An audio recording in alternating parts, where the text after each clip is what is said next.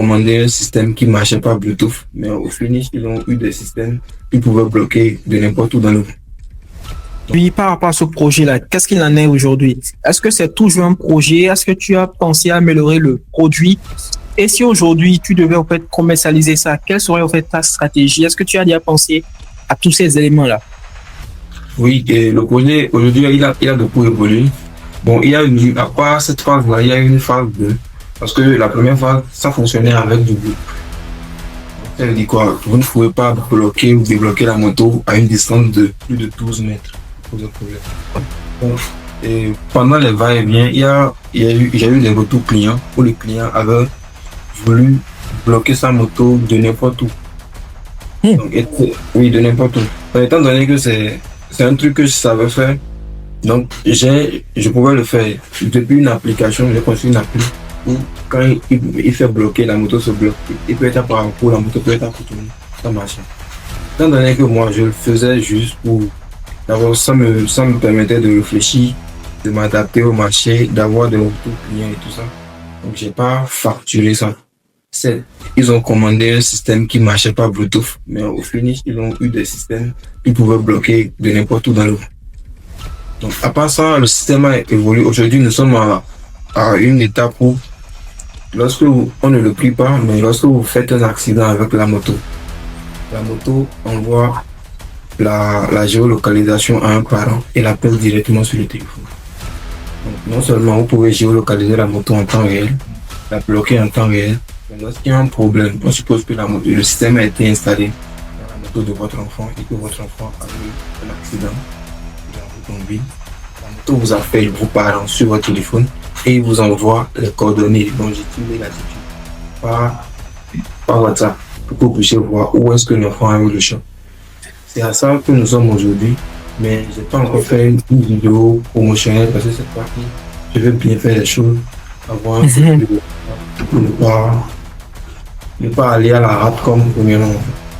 Okay. Salut Émeric, j'espère que tu vas bien. Moi, ça va super. Ici, c'est Jacob Gomez. Bienvenue dans ce 9e épisode de Build from Africa, un programme qui parle de finance, de business, de technologie en Afrique. Dans ce podcast, souvent, nous prenons tout le monde.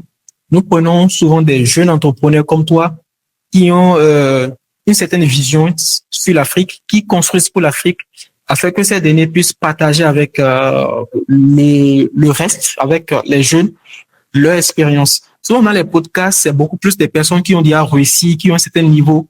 On invite souvent dans les podcasts. Moi, mon podcast, c'est que je veux vraiment inviter ces personnes-là, ces jeunes talents, ces potentiels talents, montrer au monde entier ce qu'ils font, afin que d'autres jeunes aussi puissent s'inspirer de pour également grandir, tirer des leçons ensemble pour qu'on puisse grandir ensemble. Alors, c'est un peu ça le podcast Build from Africa. Et je suis très content de t'avoir dans ce podcast. Alors, sans plus tarder, voilà, tu vas te présenter à nous. Tu vas nous dire un peu qui tu es, ce que tu fais, etc., etc. D'accord. Merci, monsieur Jacob. Et c'est vraiment un plaisir de faire part de cette aventure-là, bien sûr. Et pour commencer, moi, c'est Émeric Araï. Je suis jeune ingénieur en formation en système industriel.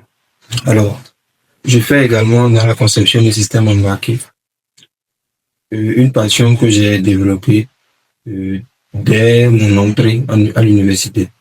Donc, à part ça, je suis cofondateur de CIFI, qui est un centre de formation en informatique et électronique. Dans ce centre-là, nous formons en informatique appliquée, en domotique, tout ce qui tend vers les objets connectés. Et nous réalisons également des projets qui pourront révolutionner le secteur de l'agriculture.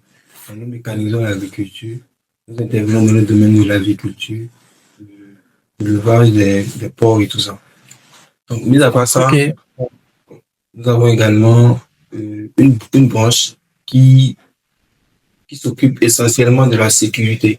Donc, tout ce qui est installation des caméras de surveillance, tout ce qui est prototype pour les alarmes de maison, les portes automatiques et tout ça. Donc, nous nous occupons également de ce secteur. Voici un peu ce que je peux dire. Ok, vraiment intéressant ce que tu dis là. D'habitude, je prends dans ce call souvent des développeurs, des personnes qui construisent des outils tech, des SaaS. Ça fait quand même plaisir d'avoir quand même dans ce podcast quand même un jeune qui fait de l'électronique, qui construit des solutions électroniques pour l'Afrique, pour développer l'économie béninoise. C'est vraiment un plaisir de t'avoir.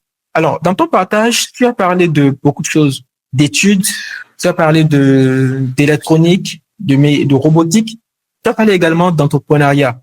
Alors, comment tu fais pour pouvoir gérer tes journées en portant toutes ces casquettes-là, d'étudiant, d'entrepreneur, et je suppose qu'à côté, tu as le petit marché que tu gères tout ça là. Ta journée type là, à quoi ça ressemble aujourd'hui?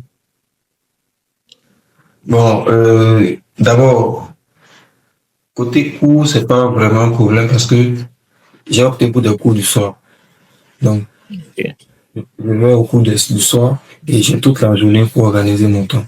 Donc, j'ai également parlé de SIFI où nous faisons des formations.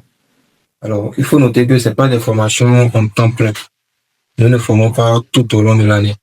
Nous formons surtout en période de vacances et nous accompagnons les étudiants en fin de cycle pour la conception de leur projet de soutenance. Donc, c'est vraiment rythmé. Donc, ça fait que, bon, généralement, comme vous l'avez dit, on a des marchés.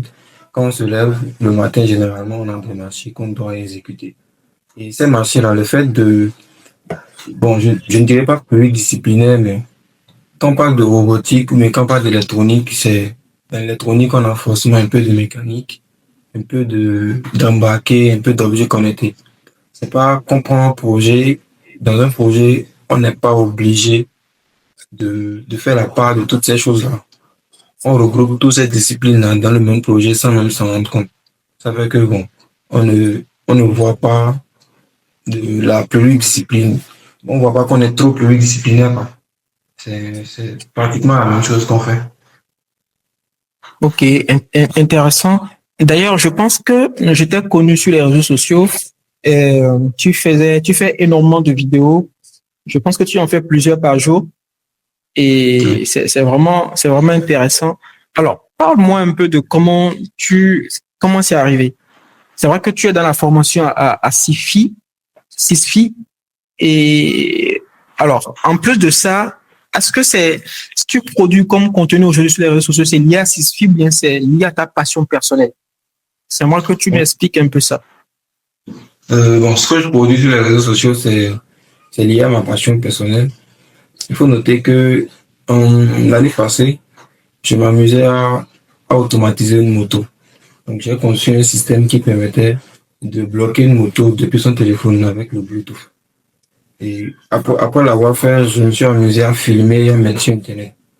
Et la vidéo a vraiment pris. Donc, depuis ce jour-là, bon, il faut dire que quand la vidéo a pris, j'ai eu beaucoup de commandes. J'ai exécuté beaucoup de marchés grâce à cette vidéo. C'est là que je me suis rendu compte de la force des réseaux sociaux, en fait. Étant donné que à chaque fois, on n'a pas un projet fini qu'on doit poster, je me suis dit, bon, pourquoi ne pas aussi partager ce qu'on fait, mais d'où est-ce qu'on part pour venir à un projet fini? Donc, partager, qu'est-ce qu'on peut faire avec un kit Arduino, c'est quoi un kit Arduino, c'est quoi une LED, comment est-ce qu'on assemble les choses pour avoir un résultat fini. C'est dans ce but-là que je partage dans les réseaux sociaux, TikTok en particulier. Ok, vraiment, vraiment intéressant ce que tu dis. Enfin, sur cette chaîne ici, nous, on aime parler des chiffres. Je ne sais pas si tu as eu à voir les anciennes vidéos. Ici, on parle sans tabou, hein, on parle des chiffres. Alors, c'est vrai que tu m'avais montré le modèle et tout pour la moto. Et là, tu viens de dire que tu as eu beaucoup de commandes. Tu as à peu près combien de commandes? Tu peux te donner un chiffre par rapport à ces commandes-là. Et le kit, là, tu le vendais à combien? Bon, au départ, étant donné que c'est, quand moi j'ai fait la vidéo que j'ai mis sur les réseaux, j'ai pas fait ça dans le but de vendre. C'était juste pour partager ce que je faisais, en fait. Donc, au début, j'ai fait le kit à, je dirais, 30 000. J'ai fait ça à 30 000. Et bon, il faut dire que c'est juste ce qu'il fallait pour concevoir le truc, en fait. Donc, c'est pas, parce que je ne gagnais pas plus de 5 500 sur un kit. Je gagnais pas plus de 5 500. Et aussi, j'ai eu beaucoup de commandes du sud. Moi, je suis à Parakou, je suis au nord du Bénin. J'ai eu beaucoup de commandes vers le sud. Donc, il fallait se déplacer et autres. Moi, j'ai pas vécu ça en termes de, je me suis fait de l'argent. J'ai vécu ça en termes de, bon, j'ai construit un petit truc et ça me fait voyager, vous voyez. Donc, je m'éclatais, j'allais, je venais, je concevais des trucs, de bricolage. Il y a aussi, j'ai rencontré beaucoup de difficultés, dans le sens où c'était, c'était pas un produit fini en laboratoire. Donc, il y a des prototypes, quand tu installes, après 3 jours, ça déconne. On t'appelle, on dit, ah, le projet, de tout que tu m'as installé là, ça prend pas. Tu reprends, tu vois, tu agences et autres. Mais bon, il y a beaucoup ont tenu dans le temps et c'est comme ça. Donc, en termes de chiffres, je ne peux pas dire j'ai gagné tel parce que tu gagnes, tu utilises ça pour le transport, tu viens, genre, tu injectes ça dans ta vie quotidienne, quoi. Donc, c'est pas que j'ai fait un business plan, mais bon, en tout cas, j'ai eu ce qu'il fallait. Ok. Et aujourd'hui, par rapport à ce projet-là, qu'est-ce qu'il en est aujourd'hui? Est-ce que c'est toujours un projet? Est-ce que tu as pensé à améliorer le produit? Et si aujourd'hui tu devais en fait commercialiser ça, quelle serait en fait ta stratégie? Est-ce que tu as déjà pensé à tous ces éléments-là? Oui, et le projet, aujourd'hui, il a beaucoup évolué. Bon, à part cette phase-là, il y a une phase 2 parce que la première phase, ça fonctionnait avec du Bluetooth. Donc, ça veut dire quoi? Vous ne pouvez pas bloquer ou débloquer la moto à une distance de plus de 12 mètres. Ça pose un problème. Donc, et pendant les va-et-vient, il y a eu les retours clients où le client avait voulu bloquer sa moto de n'importe où. Donc, oui, de n'importe où. Donc, étant donné que c'est un truc que je savais faire, donc je pouvais le faire. Depuis une application, j'ai construit une appli où quand il fait bloquer, la moto se bloque. Il peut être à parcours, la moto peut être à tourner. Ça marche. Étant donné que moi, je le faisais juste pour, d'abord, ça me permettait de réfléchir, de m'adapter au marché, d'avoir des retours clients et tout ça. Donc, j'ai pas facturé ça. C'est, ils ont commandé un système qui marchait pas Bluetooth, mais au finish, ils ont eu des systèmes qui pouvaient bloquer de n'importe où dans le. Donc, à part ça, le système a évolué. Aujourd'hui, nous sommes à une étape où, on ne le prie pas, mais lorsque vous faites un accident avec la moto envoie la géolocalisation à un parent et l'appelle directement sur le téléphone. Donc, non seulement vous pouvez géolocaliser la moto en temps réel, la bloquer en temps réel, mais lorsqu'il y a un problème, on suppose que le système a été installé dans la moto de votre enfant et que votre enfant a eu un accident de la route en ville. La moto vous appelle vos parents sur votre téléphone et il vous envoie les coordonnées, longitude et latitude par, par WhatsApp pour que vous puissiez voir où est-ce que l'enfant a eu le choc. C'est à ça que nous sommes aujourd'hui, mais j'ai pas encore fait une vidéo promotionnelle parce que cette fois-ci, je veux bien faire les choses avant pour ne pas aller à la rate comme premièrement en fait. Ok, je comprends. Maintenant, moi, ça m'intrigue un peu parce que comment ça se passe? Est-ce que ça utilise la connexion Internet ou bien qu'est-ce qui se passe derrière pour qu'il puisse envoyer des signaux comme ça? Et si la personne n'a pas la connexion ou bien qu'est-ce qui se passe? Ou bien de crédit pour appeler, qu'est-ce qui se passe?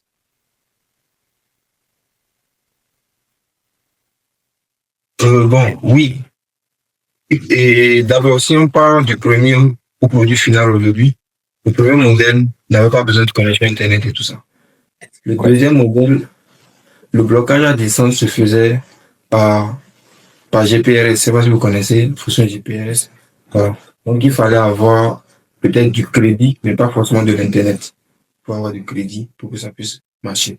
Mais aujourd'hui, on utilise également la fonction GPRS, mais également l'Internet. Donc, il faut recharger de l'Internet dans la puce pour que ça puisse fonctionner. Ok, d'accord. En tout cas, c'est vraiment intéressant tout ce que tu décris là. On sent quand même un potentiel avec l'application. Les autorités peuvent l'utiliser, la police peut l'utiliser. Ça peut vraiment être une application, surtout au Bénin où on vole beaucoup de motos.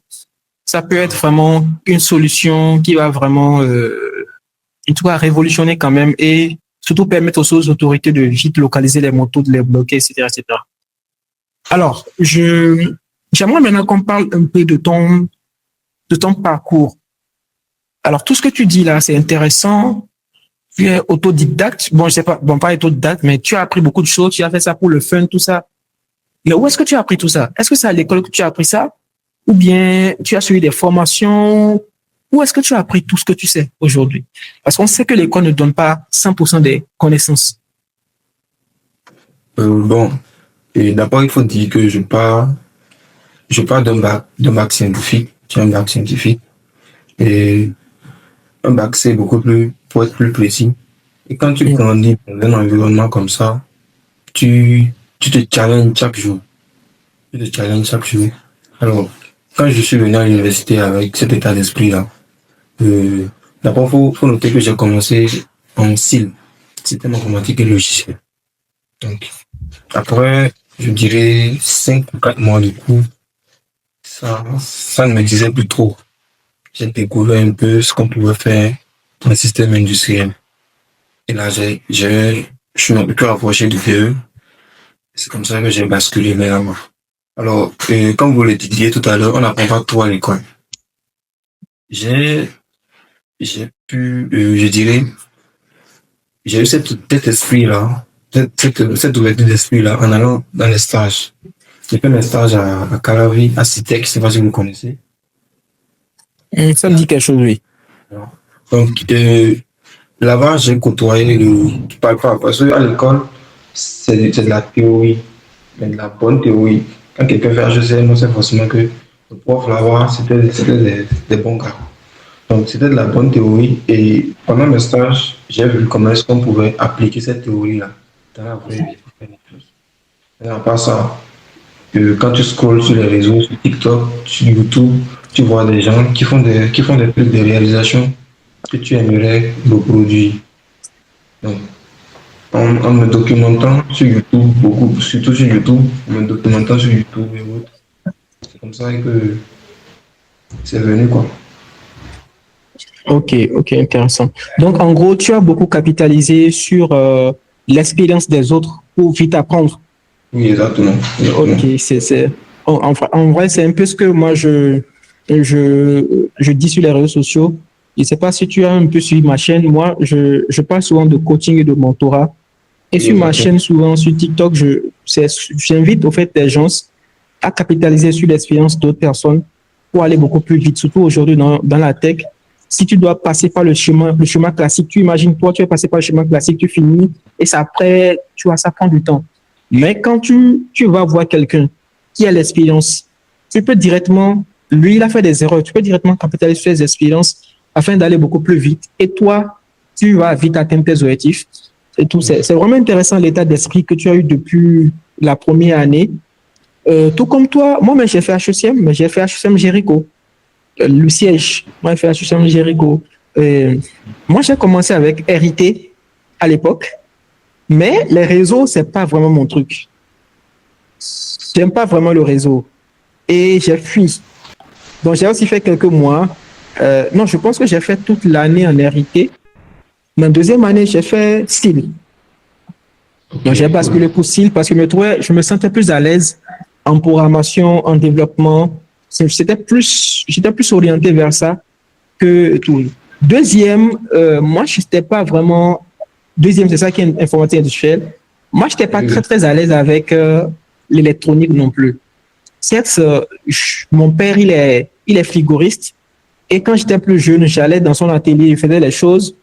Mais il faut avouer que après, cette passion, elle est partie, quoi. Donc, la passion du bricolage, je l'ai perdue totalement. Donc, je me sentais plus à l'aise avec le dev. Donc, c'était juste pour rebondir. À la base, c'est pas que je me sentais bricoleur, non. Et je ne sais pas si vous connaissez le docteur Azuma. Oui. Donc, il nous faisait le cours de logique combinatoire, je crois. Voilà, logique combinatoire. J'ai aussi fait ce cours. Voilà.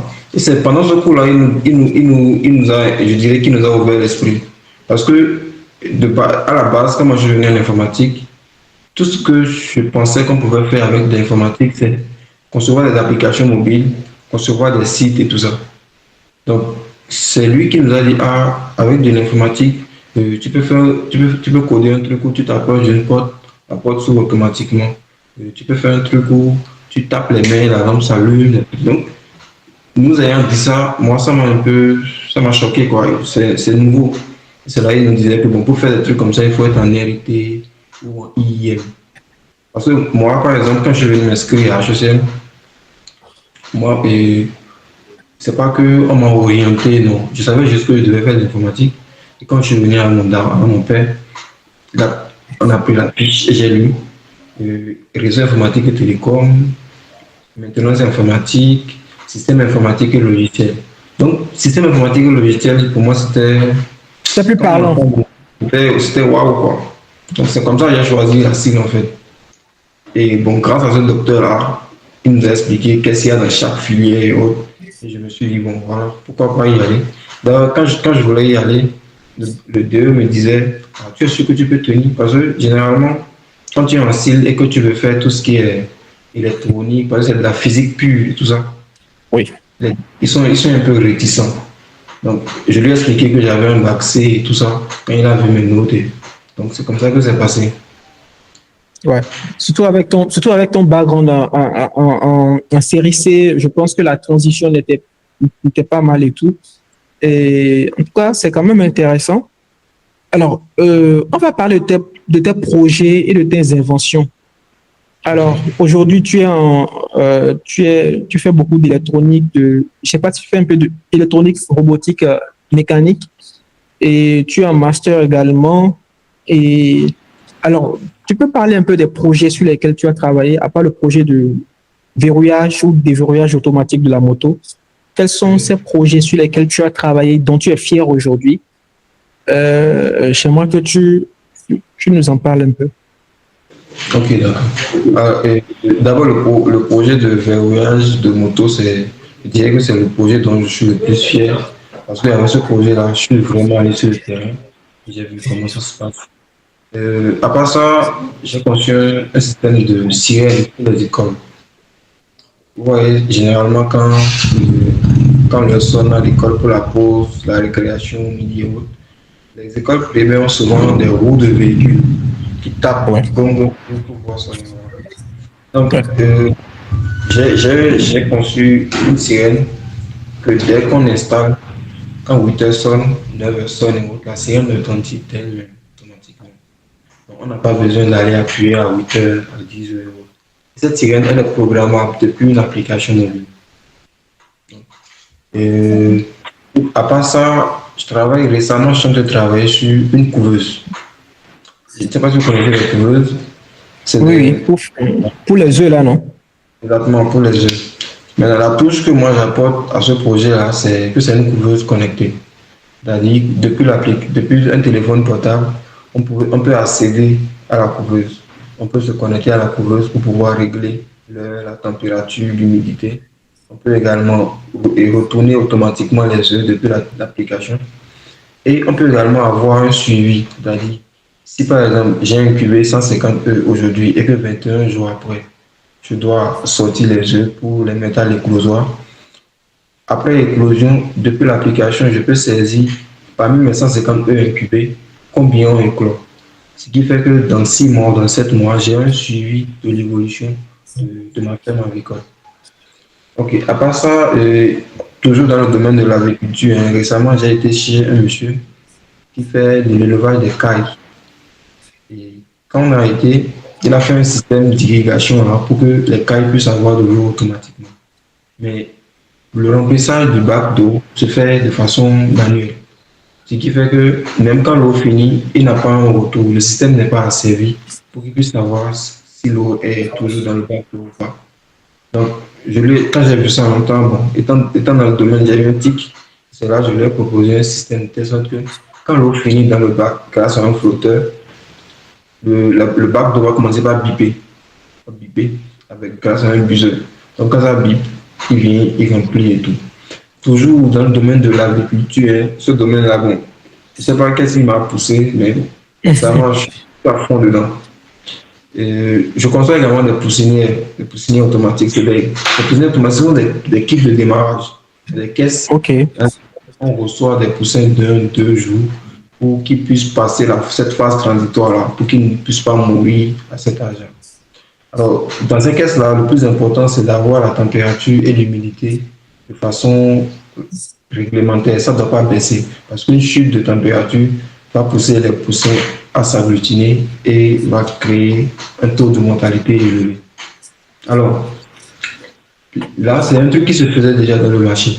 Donc, qu'est-ce qui se passe? Souvent, quand les éleveurs ont ces caisses-là, la nuit, il peut y avoir délestage ou bien en pleine pluie, le système peut s'éteindre sans qu'ils soient au courant. Eux, ils vont penser que le chauffage est en train de s'effectuer de façon automatique, alors que ce n'est pas le cas. Alors, toujours dans le but de rendre le système vraiment automatique, j'ai intégré un module dans ces poussinières-là. De telle sorte que quand il y a coupure de courant, même quand la personne est en train de dormir, la poussinière l'appelle directement sur son téléphone. Donc, ça veut dire quoi? Quand il y a coupure de courant, ça veut dire que le chauffage n'est pas en train d'être fait. La température va chuter jusqu'à un certain seuil. Voilà. Comme il peut y avoir coupure, et les lampes qu'on utilise souvent, c'est des lampes de 50 watts. La lampe peut se griller. Étant donné qu'il n'est pas présent, il ne saura pas. Donc, j'ai fait vraiment de telle sorte que, même à son absence, il puisse suivre un peu qu'est-ce qui se passe dans sa ferme et tout ça. Donc, essentiellement, voici, je dirais, les trois projets sur lesquels je bosse actuellement et que j'aimerais vraiment les finaliser et vraiment faire la promotion pour que ça puisse prendre. Vraiment, c'est vraiment intéressant tout ce que tu as dit. Et là, on sent que c'est vraiment des projets qui touchent, qui répondent vraiment à un besoin précis. C'est pas des projets, c'est peut-être que ça a été fait peut-être pour le fun, mais il y a tous ces projets dont tu as cité, c'est vraiment des projets qui résolvent vraiment un projet concret de la société. Projet de moto pour les poules, tout ça là, besoin de réguler la température, de diminuer la température. Et pour tout ce que tu as dit là, vraiment, c'est vraiment intéressant tout ça. Mais non, j'ai envie tout de suite de te poser une question. Comment tu te vois dans 3 ans, 4 ans, 5 ans? Avec tous ces projets-là, on sent quand même un potentiel. On sent quand même un potentiel parce que moi, ça me rappelle directement une boîte dans laquelle j'ai travaillé. Dans la boîte dans laquelle j'ai travaillé à l'époque, c'était de Z. On faisait un peu d'électronique, mais moi, j'étais plus dans le côté dev. On avait des marchés dev, mais le boss aujourd'hui, il est aux États-Unis. Il faisait des impressions 3D également. C'était beaucoup d'électronique. Je pense qu'on avait travaillé aussi sur un projet de moto, mais c'était avec GPS. C'était pas comme tu avais dit quand même. Ouais. Alors, comment toi, tu te vois dans 3 ans, 4 ans, 5 ans, avec tous ces projets que tu as là? Est-ce que tu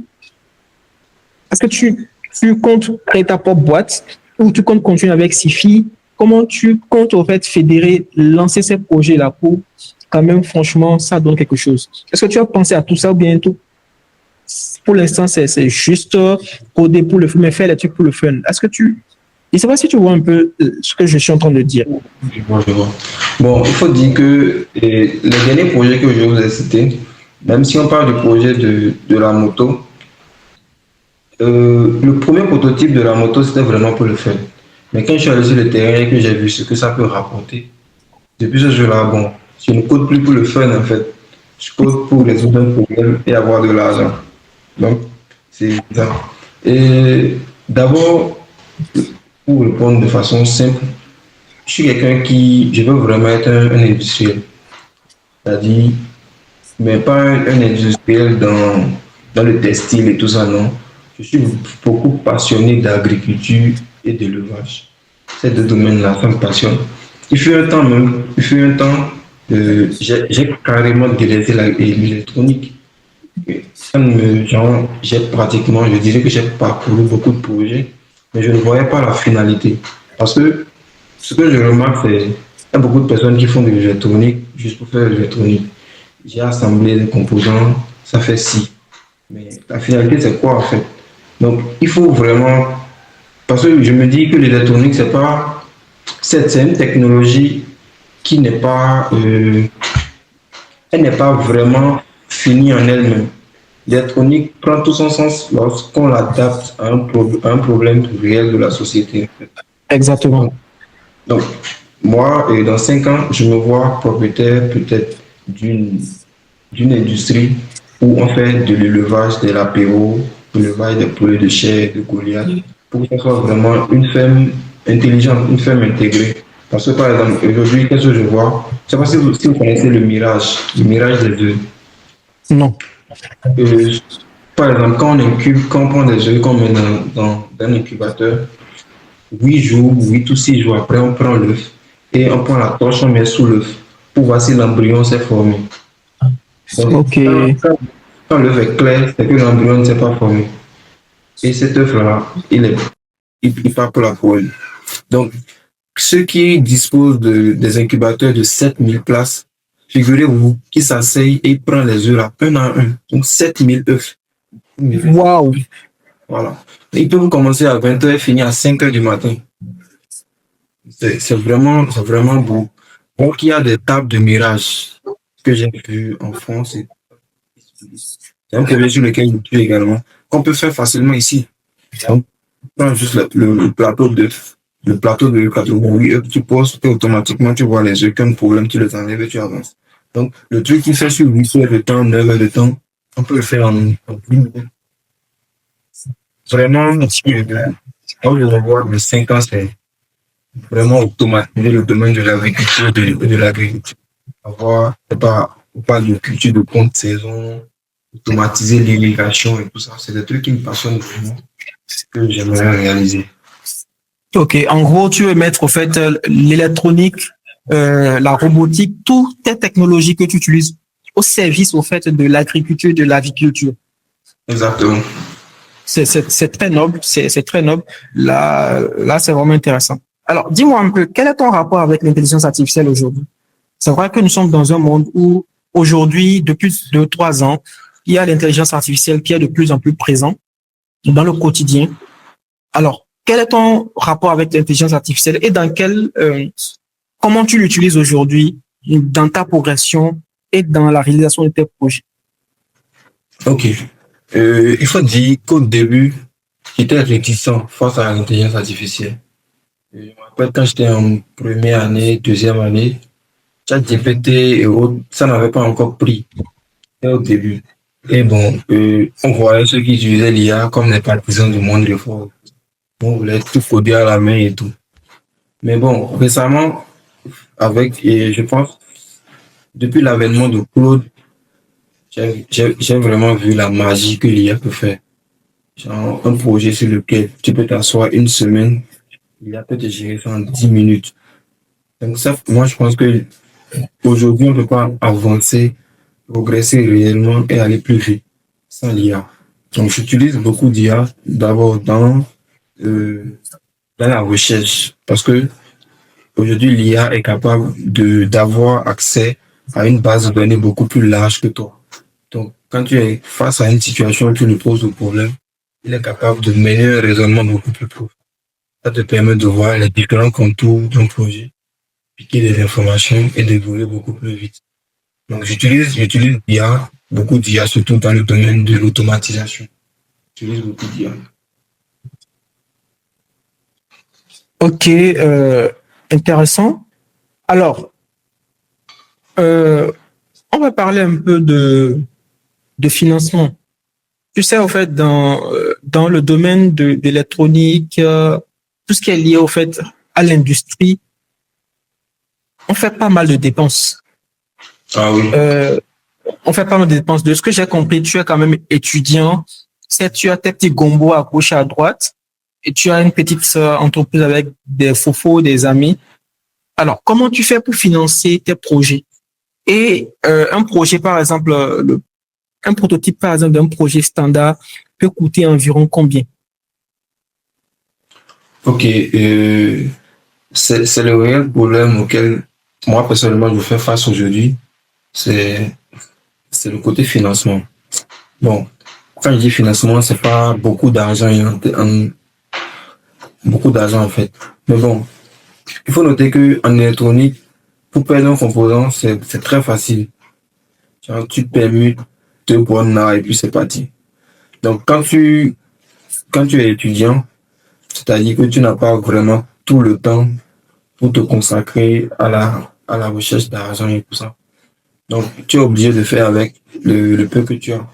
Et dans ce peu-là, on prend beaucoup de précautions pour ne pas abîmer le composant, mais c'est des trucs qui arrivent tout le temps. Tu peux griller un composant sans savoir, un composant que tu as peut-être attendu 2 semaines, 3 semaines pour pouvoir l'obtenir. Tu le grilles en 2 jours, tu es obligé d'attendre encore et tout ça.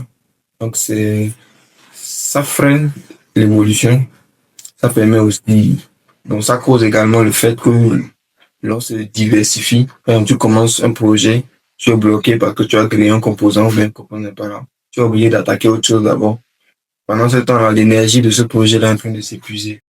Donc, on peut dire que le fait de ne pas avoir un soutien en tant que tel cause aussi le fait qu'on n'est pas plus réactif que ça. Ok, je vois.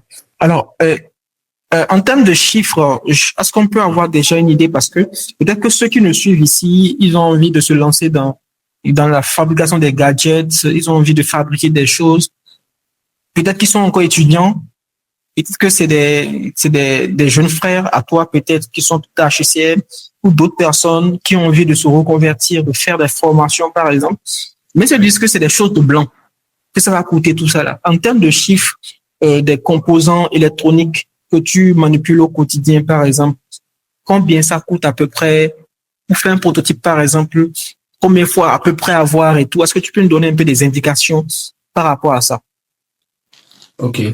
Bon, ça va dépendre du projet que tu veux réaliser. Parce que c'est en fonction de ce que tu veux réaliser que tu fais ton dimensionnement, tu fais pas pour savoir quels sont les composants qui vont intervenir dans ta conception. Maintenant, je vais me permettre d'aller dans le côté de la commande à distance. Si par exemple, je dois commander un équipement à distance et tout ça, j'aurais besoin d'un module qui gère la connectivité à distance, la connectivité réseau, comme un ESP32 par exemple. Donc, le ESP32 sur le marché, on nous le fait à, je dirais, 9500. 9500. Waouh! Un ESP32. Encore que facilement on peut le griller. Donc, il est très fragile. Pour quelqu'un qui débute, pour qu'il n'ait pas un frein, il peut partir peut-être sur 2 ESP32. Donc, pour pouvoir effectuer la commande à distance, il y a le côté alimentation qu'il faut gérer également. Parce que l'électronique, c'est de faible courant. Donc, il faut avoir un convertisseur qui va permettre je dirais, de diluer cette tension-là. Donc, en termes de convertisseur, je partirai sur un convertisseur qui nous donne 12 volts, 5 ampères en sortie. On va parler de 7000. À part ça, pour pouvoir avoir un courant stable, on utilise généralement un module LM, le 2596. On va souvent à 2000. Donc, déjà, si on prend le SP et le convertisseur 12 volts, on tend déjà vers 16 000. Le convertisseur 5 volts, on est peut-être déjà à 18 000 ou 19 000.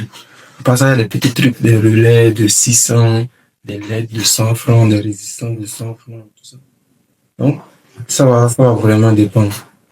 Alors, pour un projet simple, tout ce qui est isolation galvanique, les câbles de Faraday et autres, je pense qu'on peut partir sur 50 000 francs pour avoir un prototype. Ok, d'accord. Donc, les amis, avec un budget de 50 000 francs bien maîtrisé, je pense quand même qu'il est possible de commencer déjà à bootstrapper un projet de A à Z, un projet électronique qui peut quand même résoudre un problème et tout. Et je suppose que pour le commercialiser, le prix sera multiplié par 2 ou par 1,5 ou par 3. Ça dépendra du marketing du client, etc. Alors, j'ai envie maintenant qu'on parle de l'Afrique parce que nous sommes tous des Africains, des Béninois. Et est-ce que tu penses que l'Afrique, elle est prête? L'Afrique est prête par rapport à tout ce qui est le marché africain, est prêt par rapport à tout ce qui est conçu localement. Tout en sachant que en Afrique ici, on a cette fâcheuse tendance, habitude à utiliser ce que les Blancs nous envoient. Pour nous, ce que les Blancs nous envoient, c'est ça qui est bon. OK? Alors, toi qui es aujourd'hui dans le marché, dans l'industrie, et tu fais des inventions, tout ça là, des prototypes, tout ça là, des gadgets. Selon toi, est-ce que le marché africain, le marché béninois est prêt par rapport à tous ces gadgets que des jeunes ingénieurs comme toi sont en train de construire? Bon, je dirais oui, parce que quand il a un problème, un réel problème, il s'en fout de d'où vient la solution en fait. Il a juste besoin qu'on résolve son souci. Par exemple, avec l'expérience que moi j'ai eue sur le terrain, j'ai pas eu de questions du genre, est-ce que c'est toi qui fabriques? D'où ça vient? J'ai eu des questions du genre, est-ce que ça marche? Est-ce que ça fonctionne réellement? Donc, je pense que tant que ça fonctionne réellement, tant qu'on résout un problème, peu de personnes se soucient d'où ça vient. C'est vrai que on n'a pas atteint la pointe de la technologie où on peut livrer un produit 100% fini avec le design qu'il faut. Mais tant que ton produit résiste, je pense que ça va. Certes, il y a des personnes qui sont toujours réticentes, qui se disent, bon, comme tu es africain, tu as bricolé, ou bien ils minimisent en fait le travail intellectuel de l'Africain. Par exemple, j'ai conçu un système pour la sécurité. Je suis allé voir un monsieur qui avait un problème de vol à sa boulangerie. Il a installé des panneaux et le soir, souvent, oui, quand il n'est pas là le matin, des individus mal intentionnés viennent et ils volent ces panneaux. Donc, un ami m'en a parlé, on est allé le voir et j'avais conçu un système pour une ferme. De telle sorte que quand un individu entre dans la ferme, le propriétaire de la ferme reçoit directement un appel. Je lui ai proposé le système, je lui ai dit le prix et il a eu un regard un peu moqueur en disant que bon, c'est juste un logiciel que vous avez colmaté, non?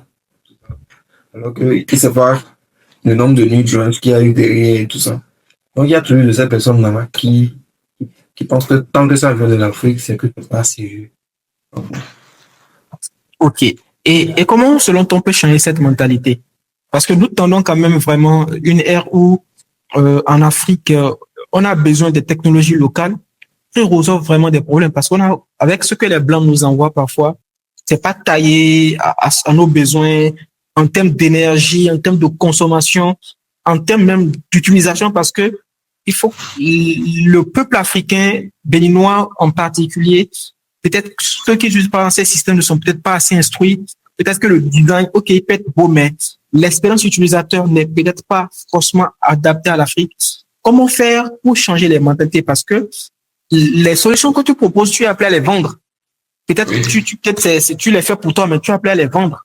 Alors, et si tu es appelé à les vendre, comment on fait changer la mentalité de ces personnes-là qui sont toujours réticents par rapport à ce que l'Afrique propose? Bon, et moi je pense que il faut avancer avec ceux qui optent déjà. Ça. Parce que je me dis, quand tu as réellement un souci, tu t'en fous de d'où vient la solution en fait. Quand ton problème est résolu, on continue. Donc, quand ces personnes-là vont voir que la solution que je devais importer depuis la Chine, par exemple, il y a des clients chez qui tu vas et tu leur expliques. Quand ils t'expliquent ton problème, tu leur dis, ah, je peux te faire ça, ça, ça. Ils disent non, c'est les Chinois qui font ça. Un Béninois ne peut pas faire un truc comme ça. Donc, pour ces personnes-là, ils nous ils nous accordent le bénéfice du doute, on leur réalise la solution. Après, c'est eux qui font la pub derrière. Ils disent, ah, il y a des jeunes Béninois qui arrivent. Il faut dire que le Béninois est certes méfiant, mais il est solidaire. Il est fier de voir quelqu'un de chez lui le faire. Certes, il est beaucoup méfiant. Il y a même des clients, tu leur fais une installation là, il veut pas bouger, il veut voir qu'est-ce que tu touches. Donc, pour ceux qui n'optent pas encore pour ces solutions-là venues d'Afrique, je pense que ils n'ont pas encore eu de réels soucis, quoi. Sinon, quand ils auront un souci et que la solution qu'ils espèrent venir de l'extérieur va coûter beaucoup plus cher, alors qu'ils peuvent l'avoir en Afrique à un prix abordable, ils vont se réveiller, je pense. Ok, là, ça me pose à te poser une question. Est-ce qu'on peut réellement vivre de ça, d'électronique et de l'innovation technologique en Afrique? Est-ce que tu penses que c'est quelque chose dont on peut vivre et gagner de l'argent avec? Oui, je pense qu'on peut réellement en vivre parce que tout réside dans le fait d'identifier un souci et de résoudre le problème. Parce que ce que les gens nous envoient, par exemple, je prends l'exemple des caméras et autres, ça se fait en Chine, ils nous envoient. C'est parce qu'ils ont identifié le problème d'insécurité ici qu'ils nous envoient. Donc, si toi-même, en tant que concepteur, tu arrives à identifier un problème dont les gens sont en quête de solution, tu résous vraiment, tu apportes vraiment une solution. C'est de l'échange. Tu apportes ta solution, tu donnes de l'argent. Il faut, je pense qu'il faut d'abord être quelqu'un. Parce que qui parle d'électronique, c'est des gadgets que tu mets dans la ferme des gens, dans la chambre des gens. Il faut d'abord qu'il y ait cette affaire de confiance-là. Parce qu'il ne faut pas qu'on faire une installation dans la maison de quelqu'un et quand tu pars, ça prend feu. Puis, tu mets une caméra où la personne pense que tu l'espionnes. Donc, il y a d'abord ce côté-là de confiance qu'il faut. Parce que quand un Chinois envoie une caméra, personne pense que le Chinois l'espionne. Alors que quand tu fais ça, toi, en Afrique, ici, tu mets ça, on pense que bon, tu as encore des accès à ce que tu as livré au client. Donc, il y a d'abord le problème de confiance qu'il faut d'abord résoudre. Et bon, franchement, je pense qu'on peut en vivre. On peut concevoir des solutions et en vivre. Ok. Alors, tout à l'heure, tu parlais de financement, que c'était l'une de tes plus grandes difficultés. Est-ce que aujourd'hui au Bénin, il y a des structures qui financent des jeunes comme toi, ou bien il y a des concours où tu peux postuler pour avoir du financement? Est-ce qu'il y a des institutions aujourd'hui sur le territoire béninois, en fait, qui mettent en place quand même un programme pour pouvoir aider des jeunes comme toi? Je pense que tu as quand même fait la licence et qu'aujourd'hui tu es en deuxième année de master. Comment ça s'est passé? Est-ce qu'il y a des investisseurs qui t'ont approché? Est-ce que des entreprises t'ont approché? Parce qu'en Europe, souvent, c'est des choses qui se passent. Un jeune, par exemple, qui publie des trucs sur les réseaux sociaux comme ça attire l'attention. Moi, quand j'ai vu ça, donc ça a attiré mon attention. Une, deux fois, je me suis dit, bon, il faut que je l'écrive pour comprendre un peu qui il est, ce qu'il fait, et aussi profiter peut-être de Helpos Skills, de Build from Africa. Je comprends tellement les deux, comme ça fait Build from Africa. Si je peux mettre un peu de la lumière sur ce que tu fais, il n'y a pas de souci. Certes, je n'ai pas une grosse audience, ça sera partagé sur mes réseaux sociaux. Et je me dis également que c'est un moyen de montrer au fait au monde entier, aux Béninois, qu'il y a des jeunes talents comme toi qui font des choses vraiment extraordinaires.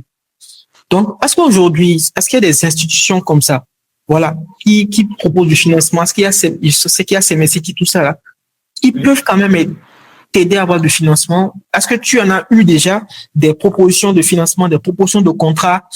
Est-ce que tu en as eu? Si oui, tu peux partager ça avec nous également. Les deals que tu as eu, est-ce que tu as accepté parce que c'était un peu bizarre? Partage ça avec nous pour qu'on puisse savoir et tout. Et voilà. Bon, côté financement, moi personnellement, j'en ai jamais eu. J'ai jamais eu de proposition de financement. Mais bon, ce que je peux dire, c'est j'ai participé à des hackathons. Mais bon, ces hackathons-là, ils n'ont pas un réel impact sur ce qu'on doit devenir, en fait. C'est peut-être une compétition où vous allez, vous listez des projets. Et en fait, c'est des hackathons organisés par des boîtes qui ont besoin d'une certaine notoriété aussi. Ils ont besoin de vous voir bosser. Ils font des captures, ils mettent sur les réseaux et tout ça. C'est du marketing, au fait, pour eux-mêmes. Voilà. Donc, c'est pas vraiment un truc où tu conçois un projet, on voit le potentiel que tu peux apporter et on t'accompagne. C'est juste des trucs où on participe à des séminaires et autres. Ok. C'est quand même vraiment dommage. Je pense quand même qu'il y en a des opportunités. Je pense peut-être que tu n'es peut-être pas au courant, tu n'es peut-être pas informé. Je pense que ces messieurs quand même proposent, même dans le gouvernement, je pense qu'il y a un pôle innovation, tout ça. C'est déjà très bien que tu sois sur les réseaux sociaux. J'ai vu un peu ton LinkedIn. Tu n'es pas vraiment actif sur LinkedIn. Donc, c'est beaucoup plus là même la chose. Tu vois, TikTok, c'est pour s'amuser. Moi, c'est un réseau pour s'amuser. C'est qu'il y a du monde là-bas. Contrairement à LinkedIn, on peut plus avoir de followers sur TikTok et tout. Mais ça ne sera pas vraiment des personnes sérieuses. Tu peux en trouver dans le lot, mais ça ne sera que 5 à 10%. Donc, je pense que tu peux vraiment faire un chemin avec LinkedIn. Tu tags la CIN, tu tags CMS-City, tu tags ces institutions-là. Et comme ça, les gens vont te repérer. Tu vois, les gens vont te repérer et tout. Il y a aussi la chance des followers. Je pense qu'il y a une dame qui s'appelle Emeka. Je pense que tu la suis. C'est grâce même à toi que je suis tombé sur ses posts parce que j'ai commencé par te suivre et liker tes vidéos. Je suis tombé sur elle. Elle est camerounaise, je pense. Je pense qu'elle est là, elle fait des robots, des bras, un truc comme ça. Erika, voilà. Et je pense que c'est en te suivant que on m'a beaucoup suggéré également son compte. Peut-être que je vais l'inviter aussi. si elle est réceptive, parce qu'on n'est pas dans le même pays, elle a beaucoup de followers, elle peut aussi ne pas accepter. Parce que moi, j'ai écrit à des personnes sur TikTok qui ne m'ont jamais répondu. Donc, il y a aussi ça, ils m'ont jamais répondu pour proposer un call et tout. Donc, je pense que ce call qu'on fait là, ça peut être aussi un moyen de mettre la lumière sur ce que tu fais. À la fin, ce qui me fait juste mal, c'est que on n'aura pas le format habituel que je fais, le format habituel que je fais, parce que le format habituel quand même, c'est bien casé, on te voit, me voir, tout ça. C'est beaucoup plus pro avec Zoom que tout là. Mais il fallait quand même qu'on enregistre parce que ça faisait longtemps que j'avais enregistré et tout. Et ça prend le temps pour faire le montage aussi. Même si c'est pas un montage assez fou. Donc voilà. Bon, en tout cas, c'est vrai qu'on va quand même poster ça sur les réseaux sociaux, sur LinkedIn. Donc, si ça peut t'aider quand même, de temps en temps, faire un peu des contenus sur LinkedIn. Je pense que ça va intéresser les investisseurs. Ça va attirer des gros bonnets parce que là-bas, c'est un réseau professionnel. Ça va attirer quand même des personnes. Je pense que là, tu as le financement pour achever tes prototypes. Parce que si tu n'as pas le financement, tu n'as pas de 50 000. Là, tu es étudiant, tu fais tes petits jobs. À un moment donné, ça peut t'essouffler pour vraiment faire vraiment un design, tout ça là. Donc, c'est un peu ce que je peux te recommander au fait. Alors, on va parler des clients. Puisque tu bricoles un peu à gauche, à droite, comment toi tu as fait pour trouver tes clients? Est-ce que c'est toujours pas les réseaux sociaux? Toi, tu as trouvé des clients ou bien c'est un jour? Comment tu as fait? Comment tu trouves tes clients? Bon, je ne dirais pas forcément par les réseaux sociaux, mais de bouche à oreille, de bouche à oreille. Ok. Et par exemple, dans la conception de tout ce qui est poussinière automatique et tout ça, j'ai un prof qui a voulu se lancer dans le levage des Goliath et tout ça, à qui j'ai confectionné une poussinière. Donc, je suis allé même le voir à la maison, il avait commencé un truc comme ça, je lui ai suggéré l'idée. Il a dit, ok, d'accord, on y va. Et quand j'ai fait, ça marchait, ces sujets ont vraiment survécu et tout. Il en a parlé à côté de. Comme ça, est-ce que j'ai eu des contacts et tout ça. Plus de bouche à oreille, de bouche à oreille, de bouche à oreille. Mais quand tu vas tu profites pour parler de tout ce que tu peux faire dans tes contacts. Ok, vraiment intéressant. Alors, toujours dans la question finance, est-ce que tu connais au fait, ou bien est-ce que tu as vécu la love money? Je ne sais pas si tu connais le terme love money. Est-ce que tu entends parler et tout? Le principe, bien le concept de love money. Non, je pense savoir parce que j'ai suivi le podcast de M. Benny qui avait invité M. Yerima, je crois, qui a parlé de love money. Ok, effectivement, oui. Ouais, c'est là que j'ai compris ce concept-là. Mais bon, oui, de la love money, je peux dire, hein, parce que oui, j'en ai reçu de mes parents surtout, parce que parfois je suis bloqué sur un projet là et je peux appeler mes parents. Je dis, ah, j'ai besoin de telle somme, on m'envoie et je gère. C'est pas souvent suffisant, mais c'est de la love money, on gère avec. Effectivement. Alors, on tend déjà vers la fin de ce podcast. J'aimerais que tu nous dises un peu, c'est quoi ta vision de l'Afrique demain, la vision du Bénin demain? Toi, ta vision, quand tu vois le Bénin demain, avec tout ce qu'on a aujourd'hui comme possibilité et tout ce qu'on peut faire aujourd'hui, quelle est ta vision d'un Bénin meilleur, ou d'un Afrique meilleure, avec la technologie? Avec la technologie. Bon, moi je peux dire, le Bénin, il a déjà décollé. C'est à nous de nous mettre au pas. Parce qu'avec ce qu'on voit aujourd'hui, par exemple, dernièrement, je pense que c'est lors de l'investiture, on a observé les drones en l'air qui faisaient. Aujourd'hui, à l'aéroport, je pense qu'on a des robots automatiques qui se promènent là, qui servent à boire et tout. Moi, je pense que le Bénin a déjà. Si je te dis que, par exemple, je connais la personne qui a fabriqué ça, Ah, voilà. je collabore avec lui, on travaille ensemble. Peut-être en offre, je peux peut-être te dire deux, trois trucs, mais voilà, Okay. je connais la personne et puis on travaille ensemble. Ah. Moi-même, quand on m'a dit que c'était la personne qui avait fait ça, je me dis, mais après, on travaille avec la personne. Donc, moi, je pense que le Bénin a déjà décollé. C'est au Béninois de s'adapter de vraiment se former et de se mettre au pas. Parce qu'on le veut ou pas, le Bénin, il va avancer. Donc, on doit capitaliser sur la connaissance, les recherches et vraiment accompagner ce Bénin-là. On a très loin de ça. Ok, top. Alors, qu'est-ce que tu as à dire à un jeune aujourd'hui qui ne sait pas quoi faire, ou bien qui se cherche, un jeune aujourd'hui qui a envie de s'inspirer de quelqu'un pour avancer. Au lieu de rester à la maison, tout ça là, qu'est-ce que tu peux lui dire à ce jeune-là? Parce que le but de ce podcast également, c'est de pouvoir motiver les jeunes à comprendre que l'avenir, c'est nous. On peut faire des choses. C'est pourquoi j'invite des jeunes sur ce podcast qui puissent partager leur expérience. En fait. Ok.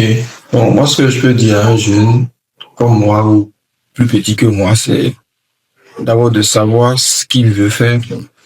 S'il ne sait pas ce qu'il veut faire, qu'il essaye beaucoup de choses, franchement, quelque chose va le passionner dedans. Et quand quelque chose te passionne, bah, tu fonces. On peut pas forcément attendre que ça soit rentable au prime abord, avoir de l'argent qui entre au prime abord. Ça ne se passe pas généralement comme ça. Donc, au fur et à mesure, tu auras peut-être tes premiers clients. Et aussi, je dirais de beaucoup visualiser. Par exemple, moi, je me rappelle, avant que le projet de la moto connectée là ne prenne, j'étais là et bon, je me disais, j'aimerais concevoir un truc qui va me faire voyager et autres. Je visualisais déjà. Et c'est comme ça, dans le mois qui a suivi, je pense, je fais un truc comme ça et puis pas. Ça a pris.